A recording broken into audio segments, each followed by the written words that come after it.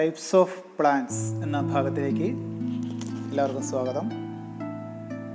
ഇന്ന് വിവിധ തരം പ്ലാനുകളെ കുറിച്ചാണ് നമ്മൾ മനസ്സിലാക്കാൻ പോകുന്നത്. പ്ലാനുകളെ പല അടിസ്ഥാനങ്ങളിൽ തരംതിരിക്കാറുണ്ട്. ഒന്നാമതായി പ്ലാനിൻ്റെ ഉപയോഗത്തിൻ്റെയും അതിൻ്റെ ദൈർഘ്യത്തിൻ്റെയും അടിസ്ഥാനത്തിൽ നമ്മൾ തരംതിരിക്കാൻ പോവുകയാണ്. ഇത്തരത്തിൽ രണ്ട് തരത്തിലാണ് പ്ലാനുകളെ തരംതിരിക്കാറുള്ളത്. ഒന്ന് സിംഗിൾ യൂസ് പ്ലാൻ, രണ്ട് standing plan. Single use plan എന്ന് പറഞ്ഞാൽ ഒരു തവണ മാത്രം ഉപയോഗിക്കുന്ന പ്ലാൻ എന്നാണ് അർത്ഥം. എന്ന് പറഞ്ഞാൽ ഒരിക്കൽ മാത്രം ഒരു ഇവൻറ്റിന് വേണ്ടി മാത്രം സെറ്റ് ചെയ്തിട്ടുള്ള പ്ലാനുകളെയാണ് നമ്മൾ സിംഗിൾ യൂസ് പ്ലാനുകൾ എന്ന് പറയാം. ഇതിൻ്റെ റിസൾട്ടുകൾ ഭാവിയിൽ ആവർത്തിക്കാൻ സാധ്യതയില്ലാത്തതുമായിട്ടുള്ള പ്ലാനുകളാണ് ഇവ. ഇത് ഒരിക്കൽ ഉപയോഗിച്ച് കഴിഞ്ഞാൽ ആ ലക്ഷ്യം നിറവേറ്റി കഴിഞ്ഞാൽ പിന്നീട് ഉപയോഗിക്കാൻ സാധിക്കാത്ത അല്ലെങ്കിൽ ഉപയോഗിക്കാൻ കഴിയാത്ത തരം പ്ലാനുകളാണ് ഈ സിംഗിൾ യൂസ് പ്ലാനുകൾ. ഇവയുടെ ദൈർഘ്യം ആ പ്രൊജക്റ്റുമായി ബന്ധപ്പെട്ടിരിക്കുന്നു. ചെറുതാവാം, വലുതാവാം, ദിവസങ്ങളോ മാസം, വർഷം എങ്ങനെയും ആകാവുന്നതാണ്. അതാണ് സിംഗിൾ യൂസ് പ്ലാനുകൾ, ഒരൊറ്റ ഉപയോഗത്തിന് മാത്രമുള്ള പ്ലാനുകൾ എന്നർത്ഥം. അടുത്തത് സ്റ്റാൻഡിംഗ് പ്ലാനുകൾ. ഇത് റിക്കറിങ് ഇൻ നേച്ചർ എന്ന് പറയാം. കുറേ കാലത്തിനുള്ളിൽ തന്നെ നമുക്ക് എന്ത് ചെയ്യും, ആവർത്തിച്ചുകൊണ്ടേയിരിക്കുന്ന തരം പ്ലാനുകളാണ് സ്റ്റാൻഡിംഗ് പ്ലാനുകൾ. ഒരേ പ്ലാൻ തന്നെ ഒരിക്കൽ തയ്യാറാക്കി കഴിഞ്ഞാൽ അത് ദീർഘകാലം സ്ഥാപനത്തിൽ തന്നെ നിലനിൽക്കുന്ന അല്ലെങ്കിൽ ചെറിയ മോഡിഫിക്കേഷനോട് കൂടി വീണ്ടും വീണ്ടും സ്ഥാപനത്തിൽ ഉപയോഗിക്കുന്ന തരത്തിലുള്ള പ്ലാനുകളാണ് സ്റ്റാൻഡിംഗ് പ്ലാനുകൾ എന്ന് പറയുക. ഈ സ്ഥാപനത്തിൻ്റെ പോളിസികളൊക്കെ ഉദാഹരണമാണ്. ഒരു പോളിസി, നമ്മുടെ ഒരു നയം, സ്ഥാപനത്തിൻ്റെ ഒരു നയം എന്ന് പറയുന്നത് ഒരു വർക്കോട് കൂടി രണ്ട് വർക്കോട് കൂടി അവസാനിക്കുന്ന ഒന്നല്ല. സ്ഥാപനത്തിൻ്റെ നയം എന്ന് പറയുന്നത് സ്ഥിരമായിട്ട് ഇങ്ങനെ നിൽക്കുന്നതായിരിക്കും. ഈ സ്റ്റാൻഡിംഗ് പ്ലാനുകൾ ചെറിയ ചില മോഡിഫിക്കേഷനൊക്കെ ചില വർഷങ്ങൾക്ക് വേണ്ടി വന്നേക്കാം, എങ്കിൽ പോലും അവ സ്ഥിരമായിട്ട് നിൽക്കുന്ന ഒന്നാണ് എന്നർത്ഥം. ഇനി അടുത്ത തരംതിരിവിൻ്റെ അടിസ്ഥാനം based on what the plans seek to achieve. ആ പ്ലാനുകൾ എന്ത് ലക്ഷ്യത്തിലേക്കാണോ ഫോക്കസ് ചെയ്യുന്നത്, അല്ലെങ്കിൽ എന്താണോ അതുകൊണ്ട് ഉന്നം വയ്ക്കുന്നത് എന്നതിൻ്റെ അടിസ്ഥാനത്തിൽ പ്ലാനുകൾ നമ്മൾ കുറച്ചായിട്ട് തരം 4-8 ഭാഗങ്ങളാക്കി തിരിച്ചിട്ടുണ്ട്. അത് ഓരോന്നായിട്ട് നോക്കാം. ഈ ഭാഗങ്ങൾ പരസ്പരം കൺഫ്യൂഷൻ ഉണ്ടാക്കുന്നൊരു ഭാഗം കൂടിയാണ് സ്ഥിരമായിട്ട് കുട്ടികളുടെ ഇടയിൽ. അപ്പോൾ ഓരോന്നിൻ്റെയും കോർ പോയിൻ്റ് എന്താണെന്നുള്ളതെന്ന് നോട്ട് ചെയ്ത് വെക്കുന്നത് നന്നായിരിക്കും. ഒന്നാമത്തെ ഭാഗം ഒബ്ജക്റ്റീവ്സ്. ഒബ്ജക്റ്റീവ്സ് എന്നതുകൊണ്ട് ഉദ്ദേശിക്കുന്നത് സ്ഥാപനത്തിൻ്റെ എൻഡ് റിസൾട്ട്, അതാണ് ഉദ്ദേശിക്കുന്നത്. നമ്മൾ എന്താണോ ആ പ്ലാനിലൂടെ ലക്ഷ്യം വയ്ക്കുന്ന എൻഡ് റിസൾട്ട്, അതിലൂടെ എന്ത് കിട്ടണമെന്നാണോ നമ്മൾ ആഗ്രഹിക്കുന്നത്, അതാണ് ഒബ്ജക്റ്റീവ്സ് എന്നതുകൊണ്ട് ഉദ്ദേശിക്കുന്നത്. ഇപ്പോൾ നമ്മൾ പറയുകയാണ്, നമുക്ക് പല പല പ്രവർത്തനങ്ങൾ നടത്തി നമുക്ക് നമ്മുടെ സെയിൽസ് 25% വർദ്ധിപ്പിക്കണം എന്ന് പറഞ്ഞാൽ ആ 25% വർധനവ് എന്നുള്ളതാണ് നമ്മുടെ ഒബ്ജക്റ്റീവ്സ്. അപ്പോൾ ഈ ഒബ്ജക്റ്റീവ്സ് എന്ന് പറയുന്നത് എൻഡ് റിസൾട്ടാണ്. ഇത് ടോപ്പ് ലെവൽ മാനേജ്മെൻറ്റ് എടുക്കുന്ന ഒരു തീരുമാനമാണ്. പ്ലാനിങ്ങിൻ്റെ ആദ്യ ഘട്ടം കൂടിയാണ് ഈ ഒബ്ജക്റ്റീവ് സെറ്റ് ചെയ്യുക എന്നുള്ളത്. ഫസ്റ്റ് സ്റ്റെപ്പ് എനിക്ക് പറഞ്ഞാൽ ഈ ഒബ്ജക്റ്റീവ് സെറ്റ് ചെയ്യുക എന്നുള്ളതാണ്. നിങ്ങൾ എന്താണോ ആഗ്രഹിക്കുന്നത്, നിങ്ങൾ എന്തായി തീരാനാണോ ആഗ്രഹിക്കുന്നത്, നിങ്ങളുടെ സ്ഥാപനം നിങ്ങൾക്ക് എന്ത് കൊണ്ടുവരണമെന്നാണോ ആഗ്രഹിക്കുന്നത്, ആ എൻഡ് റിസൾട്ടാണ് ഈ ഒബ്ജക്റ്റീവ്സ് ആയിട്ട് വരുന്നത്. ഇത് വളരെ സുനിശ്ചിതമായി വ്യക്തമായി പ്രസ്താവിച്ചിരിക്കണം. സംഖ്യാപരമായിട്ടത് പറഞ്ഞിരിക്കുകയും വേണം. എന്ന് പറഞ്ഞാൽ ക്വാണ്ടിറ്റേറ്റീവായിട്ട് പ്രസ്താവിച്ചിരിക്കണം. കുറേ സെയിൽസ്, ഒരുപാട് സെയിൽസ് എന്ന രീതിയിലല്ല പറയേണ്ടത്. 25% അല്ലെങ്കിൽ 10 കോടിയുടെ സെയിൽസ്, അങ്ങനെ വ്യക്തമായ ഒരു കാഴ്ചപ്പാടോടുകൂടി ആയിരിക്കണം അത് പ്രസ്താവിക്കേണ്ടത് എന്നർത്ഥം. ഇതാണ് ഒബ്ജക്റ്റീവ്സ്. രണ്ടാമത്തത് സ്ട്രാറ്റജി. ഇപ്പം നമ്മൾ ഒബ്ജക്റ്റീവ്സ് സെറ്റ് ചെയ്ത് കഴിഞ്ഞു. ഈ ഒബ്ജക്റ്റീവ്സ് നേടിയെടുക്കുന്നതുമായി ബന്ധപ്പെട്ടുള്ള കോംപ്രിഹെൻസീവായിട്ടുള്ള പ്ലാനുകളുടെയാണ് നമ്മൾ എന്ത് പറയുന്നത്, ഈ സ്ട്രാറ്റജി എന്ന് പറയാം. എന്ന് പറഞ്ഞാൽ കോംപ്രിഹെൻസീവ് സമഗ്രമായൊരു പദ്ധതിയാണിത്. ഈ ഒബ്ജക്റ്റീവ്സ് നമുക്ക് എങ്ങനെ നേടിയെടുക്കാം എന്നതുമായി ബന്ധപ്പെട്ടുള്ള സമഗ്രമായി തയ്യാറാക്കുന്ന ഒരു പദ്ധതിയാണ് നമ്മൾ ഈ സ്ട്രാറ്റജി അഥവാ തന്ത്രങ്ങൾ എന്ന് പറയും. ഇത് എങ്ങനെ നമുക്ക് നേടിയെടുക്കാം എന്നുള്ളത് അത് ഓരോ സാഹചര്യങ്ങൾക്കനുസരിച്ച് വ്യത്യാസമായിരിക്കും. ഇവിടെ നമ്മൾ ഈ സ്ട്രാറ്റജി ഫിക്സ് ചെയ്യുന്ന സമയത്ത് വിവിധ ബിസിനസ് എൻവയോൺമെൻറ്റ് ഘടകങ്ങൾ നമുക്ക് പരിഗണിക്കേണ്ടി വരും. ഇപ്പോൾ ഒരു ഉദാഹരണം പറഞ്ഞു കഴിഞ്ഞാൽ കോമ്പറ്റീറ്റേഴ്സ്, നമ്മുടെ കോമ്പറ്റീറ്റേഴ്സ് എന്താണോ ചെയ്യുന്നത് അതുപോലെ അല്ലെങ്കിൽ അതിനെ പ്രതിരോധിക്കുന്ന വിധത്തിലുള്ള ഒരു നടപടികൾ നമ്മുടെ ഭാഗത്തുനിന്ന് ഉണ്ടാവേണ്ടി വരും. ഇതൊക്കെയാണ് സ്ട്രാറ്റജി എന്ന് പറയുന്നത്. അപ്പോൾ ഇത് വളരെ പ്രധാനപ്പെട്ട ഒരു കാര്യമാണ്. ഇത് സ്ഥാപനത്തിന് ആ പരിസ്ഥിതിയിൽ ഒരു ഐഡൻറ്റിറ്റി ഉണ്ടാക്കിയെടുക്കുന്നത് ഈ സ്ട്രാറ്റജിയാണ്. നമ്മുടെ സ്ട്രാറ്റജി എന്ത് നോക്കിയിട്ടാണ് അവിടെയുള്ള നമുക്കൊരു നിലനിൽപ്പിൻ്റെ ആധാരവും ഈ സ്ട്രാറ്റജിയാണ്. അപ്പോൾ ലക്ഷ്യങ്ങൾ നേടിയെടുക്കുന്നതുമായി ബന്ധപ്പെട്ടുള്ള ഒരു കോംപ്രഹെൻസീവ് പ്ലാനാണ് സ്ട്രാറ്റജി എന്ന് അർത്ഥം. അടുത്തത് പോളിസി. നമ്മൾ പോളിസി എന്ന് പറയുമ്പോൾ general guide lines four decision making എന്നാണ് പറയാം.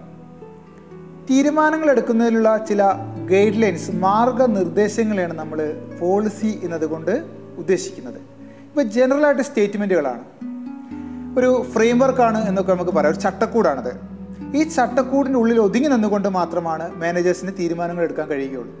അപ്പോൾ ഇതൊരു ലിമിറ്റ് സെറ്റ് ചെയ്യണം. നമുക്ക് എങ്ങനെയൊക്കെ തീരുമാനം, എന്തൊക്കെ പരിധികളിൽ നമുക്ക് നിന്ന് തീരുമാനമെടുക്കാം, അല്ലെങ്കിൽ നമ്മൾ തീരുമാനമെടുക്കുമ്പോൾ നമ്മൾ ശ്രദ്ധിക്കേണ്ട കാര്യം എന്താണ്, അതിൻ്റെ ഗൈഡ് ലൈൻസുകളാണ് ഈ പോളിസി എന്നതുകൊണ്ട് ഉദ്ദേശിച്ചത്. ഒരു ചെറിയ ഉദാഹരണം നമുക്കിപ്പോൾ സ്ക്രീനിൽ കാണുന്ന ഒരു ഉദാഹരണം പറഞ്ഞാൽ, promotion is based on merit only. സ്ഥാപനത്തിൽ പ്രൊമോഷൻ, ഉദ്യോഗക്കയറ്റം നൽകുമ്പോൾ അവിടെ യോഗ്യത മാത്രമേ നോക്കാവൂ എന്ന് പറഞ്ഞാൽ, നമ്മൾ സീനിയോറിറ്റി അങ്ങനെയൊക്കെ ചില ഘടകങ്ങളുണ്ട്, അവരുടെ പരിചയമൊക്കെ. ഇവിടെ നമ്മൾ സീനിയോറിറ്റി നോക്കുന്നത് മെറിറ്റ് ഓൺലി എന്ന് നമുക്ക് പറഞ്ഞു കഴിഞ്ഞാൽ, ഒരു മാനേജർക്ക് ഒരു പ്രൊമോഷൻ നടത്തേണ്ട സമയത്ത് ആ പറഞ്ഞ കാര്യം ഒറ്റ ലൈനിൽ അദ്ദേഹം ഒതുങ്ങി നിൽക്കണം. അവിടെ മെറിറ്റ് ആർക്കാണോ അവർക്കിത് ജോലി കൊടുത്തിരിക്കണം, പ്രൊമോഷൻ കൊടുത്തിരിക്കണം. അപ്പോൾ ഇങ്ങനെ തീരുമാനങ്ങളെ സ്വാധീനിക്കുന്ന അതുമായി ബന്ധപ്പെട്ട നിർദ്ദേശങ്ങളെയും ഗൈഡ് ലൈൻസിനെയാണ് നമ്മൾ പോളിസികൾ എന്ന് പറയുന്നത്. അത് വളരെ ക്ലിയർ ആയിട്ട് പ്രസ്താവിച്ചിട്ടുണ്ടായിരിക്കും. അതൊരു ചട്ടക്കൂടാണ് എന്ന് നമ്മൾ പറഞ്ഞു കഴിഞ്ഞു. അടുത്തത് പ്രൊസീജിയേഴ്സ്. നമ്മൾ പറഞ്ഞു പോളിസികൾ എന്താണ് നമ്മൾ പറഞ്ഞു കഴിഞ്ഞു. ഈ പോളിസികൾ, നമ്മുടെ പോളിസി നമ്മൾ നടപ്പിലാക്കുമ്പോൾ അതിന് ചില ക്രമമുണ്ട്. ഏത് വിധത്തിലാണോ ആ പോളിസികൾ നമ്മൾ നടപ്പിലാക്കുന്നത്, അതിൻ്റെ സ്റ്റെപ്സ് എന്തൊക്കെയാണ്, ക്രോണോളജിക്കൽ ഓർഡർ എന്താണ്, അത് ഏത് ക്രമത്തിലാണ് നമ്മളത് അതിനെ അറേഞ്ച് ചെയ്യേണ്ടത്, ആദ്യം ഏത് രണ്ടാമത് ഏത് എന്നുള്ള ആ രീതി. അപ്പോൾ അതിൻ്റെ സ്റ്റെപ്സ് ഏതെല്ലാം ഘട്ടങ്ങളായിട്ടാണ് നടപ്പിലാക്കേണ്ടത് എന്നതുമായി ബന്ധപ്പെട്ട ആ സീക്വൻസിനെയാണ് നമ്മൾ പ്രൊസീജിയർ എന്നതുകൊണ്ട് ഉദ്ദേശിക്കുന്നത്. അപ്പോൾ ഇത് ക്രമമായിട്ടുള്ളൊരു പദ്ധതിയാണ് നമ്മൾ പറഞ്ഞു കഴിഞ്ഞു. അപ്പോൾ ഈ പോളിസികളും പ്രൊസീജിയേഴ്സും ഇൻ്റർലിങ്ക്ഡ് ആണ്. പോളിസി നമ്മൾ എടുത്തത് എങ്ങനെ ഇവിടെ നടപ്പിലാക്കുന്നു അതുമായി ബന്ധപ്പെട്ടാണ് പ്രൊസീജിയർ ഉണ്ടാകുന്നത്, അതിൻ്റെ സ്റ്റെപ്പാണ്. ഇപ്പോൾ നമ്മൾ ഒരു സെലക്ഷൻ പ്രോസസ്സ് ആലോചിക്കുക. ഒരു ഉദ്യോഗാർത്ഥി അല്ലെങ്കിൽ തൊഴിലാളിയെ നമ്മൾ സെലക്ട് ചെയ്യുന്നത് ആദ്യം റിക്രൂട്ട്മെൻറ്റ് നടത്തും, പിന്നെ സെലക്ഷൻ, അവർക്ക് വേണ്ട ട്രെയിനിങ് കൊടുത്തവരെ പ്ലേസ് ചെയ്തവരെ അപ്പോയിൻറ്റ് ചെയ്യുക, അങ്ങനെ കുറേ നടപടിക്രമങ്ങളുണ്ട്. അപ്പോൾ ഇതൊരു പ്രൊസീജിയറാണ്, സെലക്ഷൻ പ്രൊസീജിയർ ഒരു സ്റ്റെപ്പാണ്, കുറേ സ്റ്റെപ്പായിട്ടുള്ള ഒരു പ്രോസസ്സാണ് പ്രൊസീജിയർ എന്ന് പറയുന്നത്.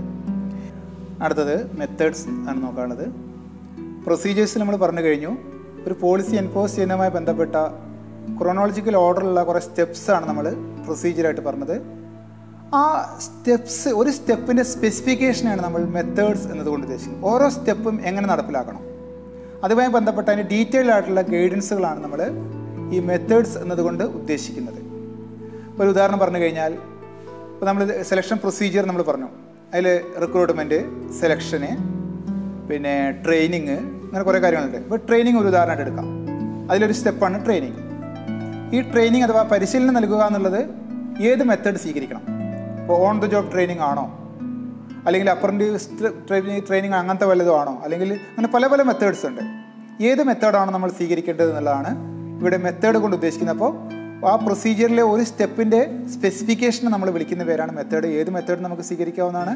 Specific guidance for a specific action in the പ്രൊസീജിയറിൽ ആക്ഷനുള്ള അതിൻ്റെ ഗൈഡൻസിനെയാണ് നമ്മൾ മെത്തേഡ് എന്നതുകൊണ്ട് ഉദ്ദേശിക്കുന്നത്.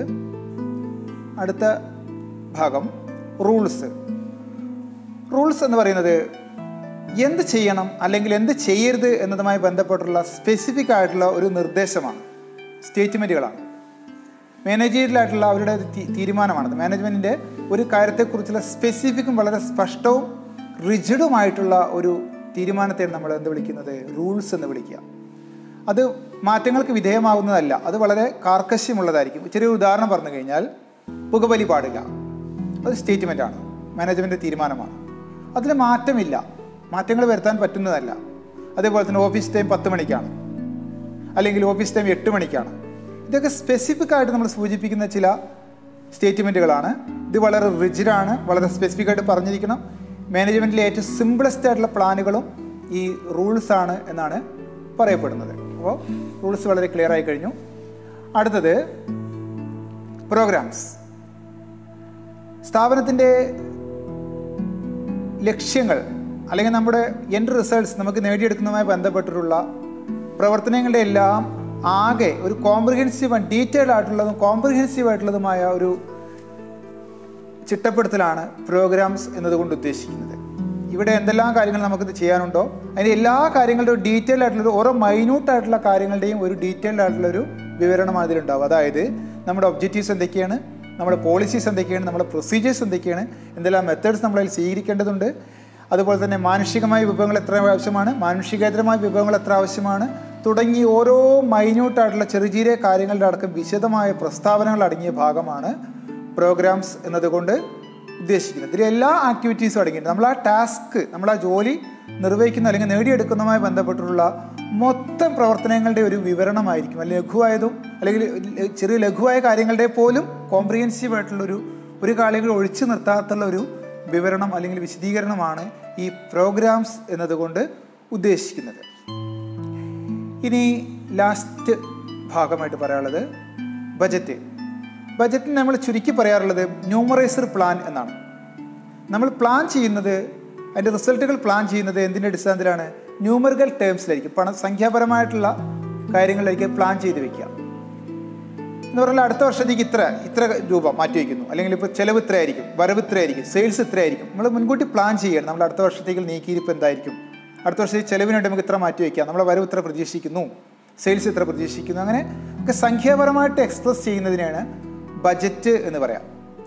അപ്പോൾ ഈ ബജറ്റ് എന്ന് പറയുന്നത് നമുക്കൊരു കൺട്രോളിങ് ഡിവൈസ് കൂടിയായിട്ട് കണക്കാക്കാറുണ്ട്. കാരണം ഈ ബജറ്റ് അടുത്ത വർഷത്തേക്കുള്ള ബജറ്റ് ആണെങ്കിൽ അടുത്ത വർഷം ഈ സംഭവം ആക്ച്വലായിട്ട് പ്രാവർത്തികമാക്കി കഴിയുമ്പോൾ ഈ ആക്ച്വലായി പ്രാവർത്തികമായതും നമ്മൾ പ്ലാൻ ചെയ്തതുമായ തമ്മിലുള്ള എത്ര വ്യത്യാസങ്ങളുണ്ട് എന്ന് നോക്കുകയും അത് വേണ്ട തിരുത്തൽ നടപടികൾ സ്വീകരിക്കുന്നതുമായി ബന്ധപ്പെട്ട നടപടികളിലേക്ക് പോകുന്നതിന് നമുക്ക് സാധിക്കും. അതുകൊണ്ടാണ് ബജറ്റ് ഒരു കൺട്രോളിങ് ഡിവൈസ് എന്ന രീതിയിൽ കൂടി പറയുന്നത്. അപ്പോൾ ഇതൊരു ന്യൂമറൈസ്ഡ് ആയിട്ടുള്ള പ്ലാനാണ് എന്ന് ചുരുക്കം. അപ്പോൾ ഇത്രയാണ് നമ്മൾ ഈ ടൈപ്സ് ഓഫ് പ്ലാനുകളായിട്ട് നമുക്ക് പറയാനുള്ളത്. നമ്മൾ കുറേ വിശദീകരിച്ചു കഴിഞ്ഞാൽ objectives, strategy, policy, procedure, rules, methods, programmes, budget. ഇവ എല്ലാം തമ്മിൽ അങ്ങോട്ടും ഇങ്ങോട്ടുമൊക്കെ ചെറിയ തോതിൽ മാറി പോകാനുള്ള സാധ്യതയുണ്ട്. കാരണം വ്യക്തമായി പഠിച്ചില്ല എങ്കിൽ, അതിൻ്റെ പോയിന്റുകളുടെ സത്ത നമ്മൾ മനസ്സിലാക്കിയില്ല എങ്കിൽ മാറിപ്പോകാനുള്ള പ്രവണത ഉണ്ട്. വ്യക്തമായി മനസ്സിലാക്കണം, ചെറിയ നോട്ടുകൾ തയ്യാറാക്കി വയ്ക്കണം. വീണ്ടും ഒരു വിഷയമായിട്ട് നമ്മൾ കണ്ടുമുട്ടും. നന്ദി, നമസ്കാരം.